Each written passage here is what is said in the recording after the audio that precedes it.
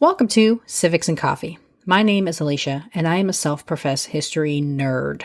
Each week, I'm going to chat about a topic on U.S. history and give you both the highlights and occasionally break down some of the complexities in history and share stories you may not remember learning in high school, all in the time it takes to enjoy a cup of coffee.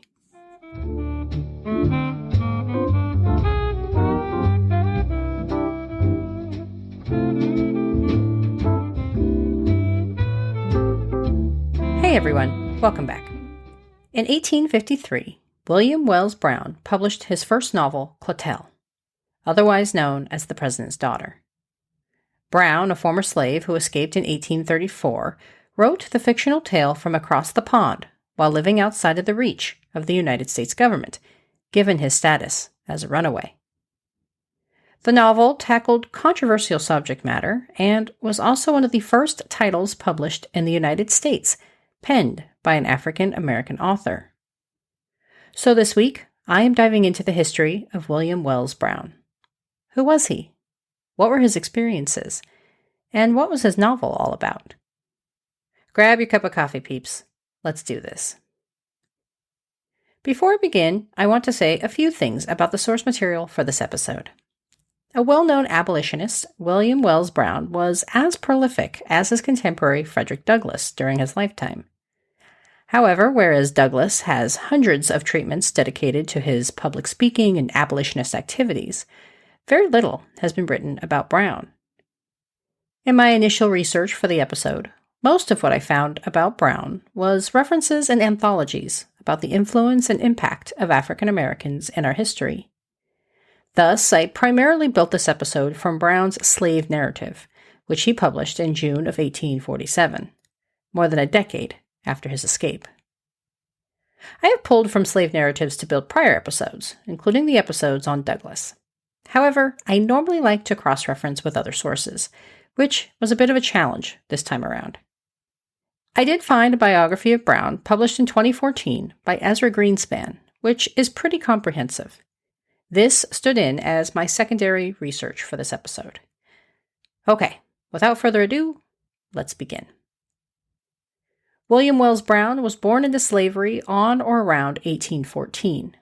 Despite writing of Lexington as his birthplace, Greenspan indicates Brown was likely born several miles away in the tiny town of Mount Sterling, Kentucky.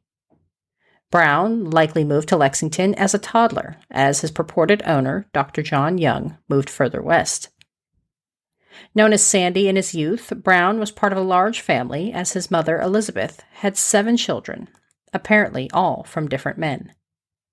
Brown's father was a white man, George W. Higgins, who reportedly made his cousin, Dr. Young, promise not to sell Brown before abandoning Brown and his mother to set up life elsewhere. As a child, Brown was a house servant, which he recognized in his narrative as a better assignment. Given better clothing, more food, and avoiding the back-breaking work of the fields, Brown understood from a young age that there was a hierarchy within the slave network. Brown also assisted Dr. Young in mixing concoctions for patients and helping with basic medical care. Brown was hired out numerous times, most often to cruel men. When he shared his mistreatment with his quote-unquote owner, no action was taken, and Brown was left to suffer ongoing abuse. It was during this period that Brown first attempted to run away. His attempt was unsuccessful as he was tracked by bloodhounds, arrested, and taken back where he was tied, whipped, and smoked. The process of smoking involved sitting in a small room as tobacco stems were burned and being forced to inhale the toxic smoke. Brown briefly worked on a steamboat and at the Missouri Hotel before being hired out again, this time to the publisher of the St. Louis Times, Elijah P. Lovejoy. In Brown's narrative, he praises Lovejoy as the best master, writing, quote, "I am indebted to him and to my employment in the printing office for what little learning I obtained while in slavery." End quote. Brown remembered his time at the press fondly, but ultimately lost the coveted position when he was severely beaten while trying to protect the type needed for the newspaper. His 5-week convalescence meant another slave quickly took his place. A man without a choice in who he worked for or what duties he performed, William Wells Brown often found himself under the watchful eyes of men who trafficked other human beings. One such man proved especially horrendous. Referred to in Brown's narrative as James Walker, the slave trader's legal name was William, and he frequently sailed up and down the Mississippi River, picking up his human cargo. Watching as mothers were separated from their infants and young children put in chains, Brown reflected on his experience as emotionally traumatizing and was, quote, heartsick, end quote, at watching the events unfold. While under Walker's charge, Brown accidentally spilled a glass of wine and knew he would face a stark punishment. Sure enough, the next morning, Walker handed Brown a note with $1 and told him to head to the local jail on an errand. Rightfully suspicious of Walker's intentions, Brown managed to find someone to read the note to him, where he learned he was due to be whipped. Desperate to avoid the beating, Brown found a free black man to act as his stand-in. His decision, emanating from a place of fear and a sense of self-preservation, haunted Brown for the rest of his life. Reflecting on the incident in his memoirs, Brown later wrote, quote, "I have often, since my escape, deeply regretted the deception I practiced upon this poor fellow, and I heartily desire that it may be, at some time or other, in my power to make him amends for his vicarious sufferings in my behalf." End quote. Brown saw another chance at freedom when he learned the man who, quote-unquote, owned him was in financial trouble and required Brown's sale. Young instructed Brown to find a buyer willing to pay $500, refusing to let Brown buy his own freedom. With his family sold away, Brown decided he would try to escape to Canada. However, before leaving, he convinced his mother, now living with a new family, to join him. Together, the two of them, packed with meager provisions, made their way north. Describing his journey later, Brown wrote, quote, "Every night, before emerging from our hiding place, we would anxiously look for our friend and leader, the North Star." End quote.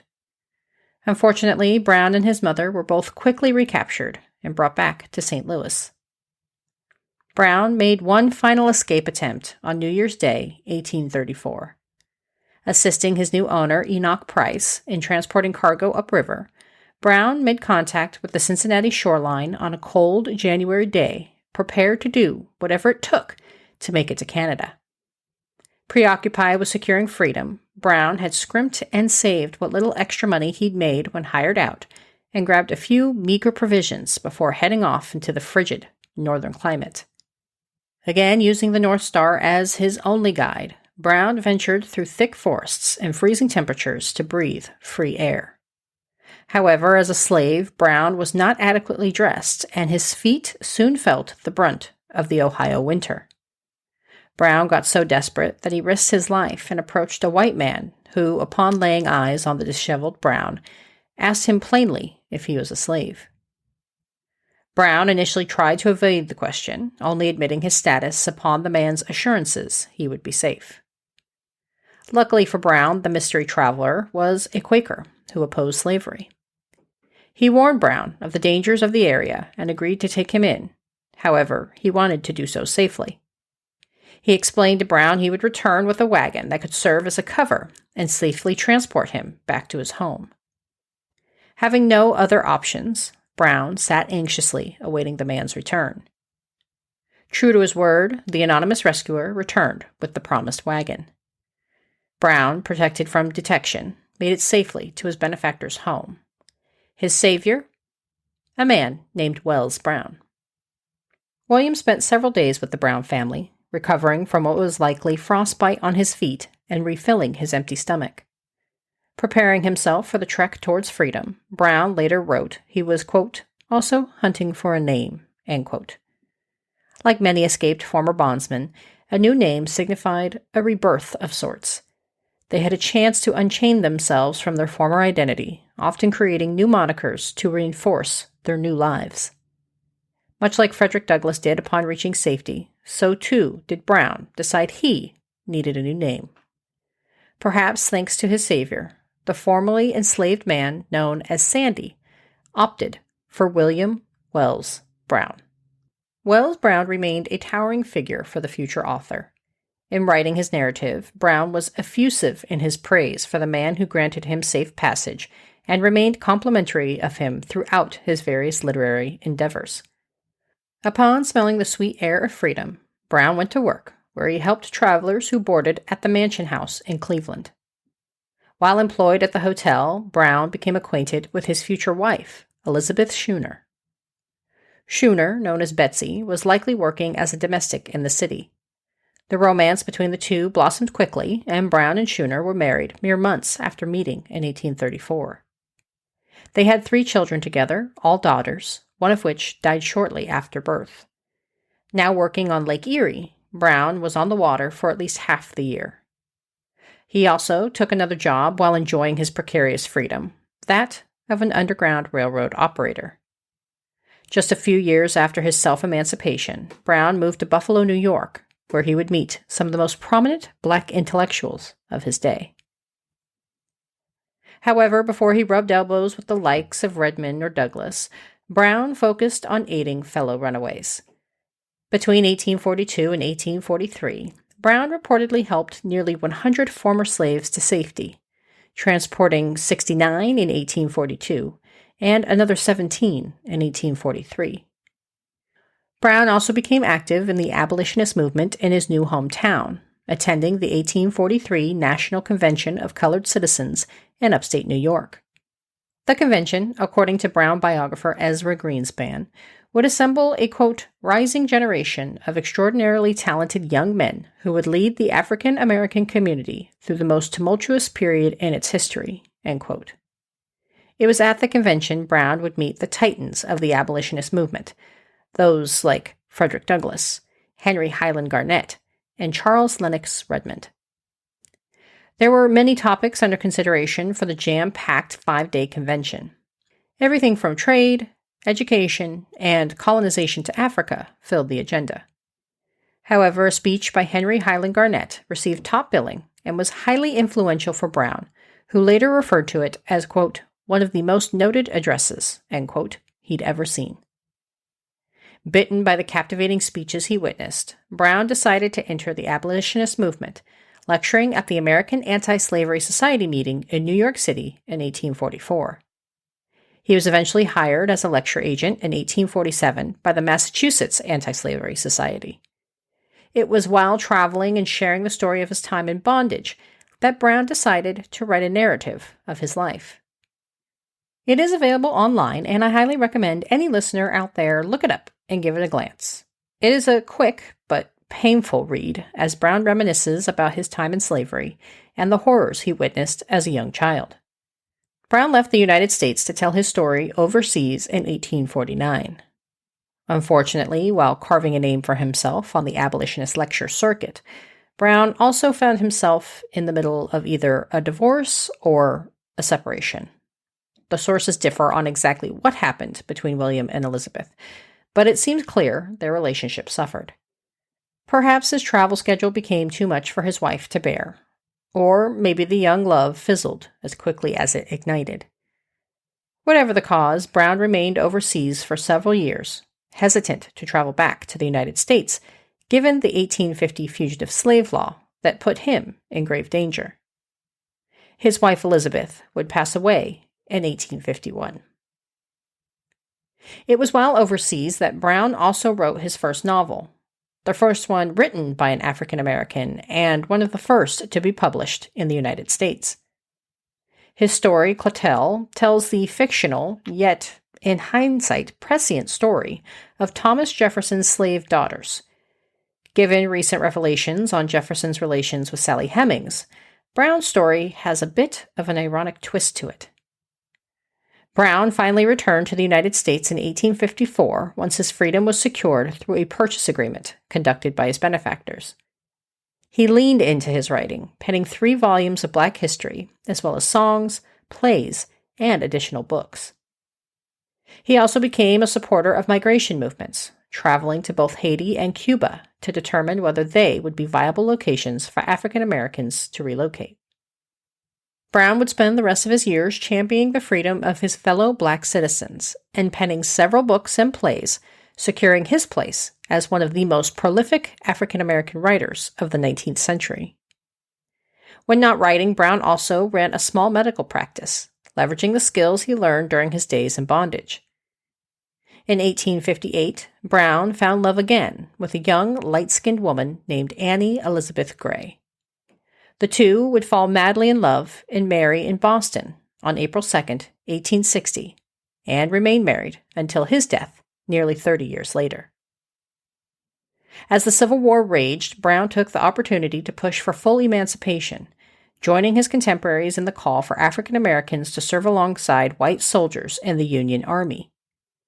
In his analysis of Brown, Ezra Greenspan writes the author predicted, quote, recruits would surge from all directions, end quote. Brown believed black men from across the country would take up arms for the Union if it meant freedom. Brown's later years remained filled with writing history and going back on speaking tours throughout the country. However, the early months of 1884 saw Brown's health rapidly deteriorating, and he passed away on November 6, 1884. He was roughly 70 years old. Despite his notoriety during his lifetime, Brown quickly faded into the background, under the spotlight of individuals like Frederick Douglass. It wasn't until the middle of the 20th century that Brown resurfaced as a subject worth studying. However, an analysis of his life remains scant, with only one substantive biography in publication. A man who clawed his way to freedom and used his creative talents to launch a literary career, William Wells Brown remains a bit of a mystery. He is one of the many black visionaries of the 19th century who gave speech after speech criticizing the practice of slavery and its harmful impacts on family and country alike. But for reasons that as yet remain unidentified, he hasn't quite reached the fame and status as his contemporary, Frederick Douglass. Here's to hoping future historians right that wrong. Thanks, peeps. I'll see you next week. Thanks for tuning in, and I hope you enjoyed this episode of Civics and Coffee. If you want to hear more small snippets from American history, be sure to subscribe wherever you get your podcasts. Thanks for joining me, and I look forward to our next cup of coffee together.